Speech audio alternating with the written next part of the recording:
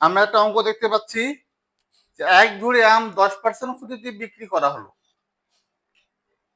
বিক্রয় মূল্য 45 টাকা বেশি হলে 5% লাভ হতো। এক ঝুড়ি আমের দাম কত? এটা বুঝতে হবে অঙ্কটা। অঙ্কগুলো দেখতে ছোট, কিন্তু না বুঝলে আপনি অঙ্কটা পারবেন না, ভুল করে ফেলবেন। এই জন্য অঙ্ক পড়ে ভালো করে বুঝতে হবে। বলছে যে এক ঝুড়ি আম 10% ক্ষতিতে বিক্রি করা হলো। তার মানে কি? আমরা জানি ক্রয় মূল্য সবসময় কত? ক্রয় মূল্য সমান সমান 100%, তাই না? আচ্ছা, 10% ক্ষতিতে যদি বিক্রি করে, তার মানে 90% বিক্রি করছে। বিক্রয় মূল্য কত? 90% সে বিক্রি করছে। 10% ক্ষতিতে মানে 90% বিক্রি করছে, তাই না? আচ্ছা, 90% বিক্রি করছে। আচ্ছা, এখন খেয়াল করুন, বিক্রয় মূল্য 45 টাকা বেশি হলে 5% লাভ হতো।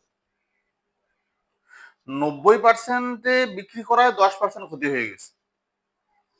মানে 10% যে ক্ষতি হয়েছে, তার মানে 90% বিক্রি করছে, তাই না? কারণ 90% বিক্রি করার কারণে তো 10% ক্ষতি হয়েছেই।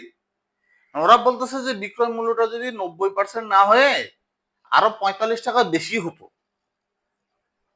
90% না হয় কি আরো 45 টাকা বেশি হতো, তাহলে কিন্তু বিক্রয় মূল্যটা 5% লাভ হতো। তাহলে 5% লাভ হতো মানে কি? বিক্রয় মূল্যটা 105% হতো, তাই কি না? বোঝার চেষ্টা করুন জিনিসটা। ক্রয় মূল্য যেহেতু সবসময় 100%, তা 10% ক্ষতিতে বিক্রি করছে মানে 90% বিক্রি করছে। আচ্ছা, 90% বিক্রি করছে, বলতেছে যে আরো বিক্রয় মূল্যটা যদি 90% না হয় 45 টাকারও বেশি হতো। 45 টাকা কি আরো বেশি হতো, তাহলে 5% লাভ হতো। 5% লাভ হতো মানে 105% হতো বিক্রয় মূল্যটা, তাই না? 105% হতো। তার মানে আমরা বুঝতে পারতেছি যে এই যে 45 টাকাটা, এইটা কিন্তু এই দুইটার বিয়োগফল। 105 বিয়োগ 90 সমান সমান কত? 15%। এই 15% মানেই কিন্তু 45। কথা কি বোঝা গেছে? এই 15% মানে কিন্তু 45। এইটা বোঝানোর জন্য আমি এতক্ষণ ধরে চেষ্টা করলাম।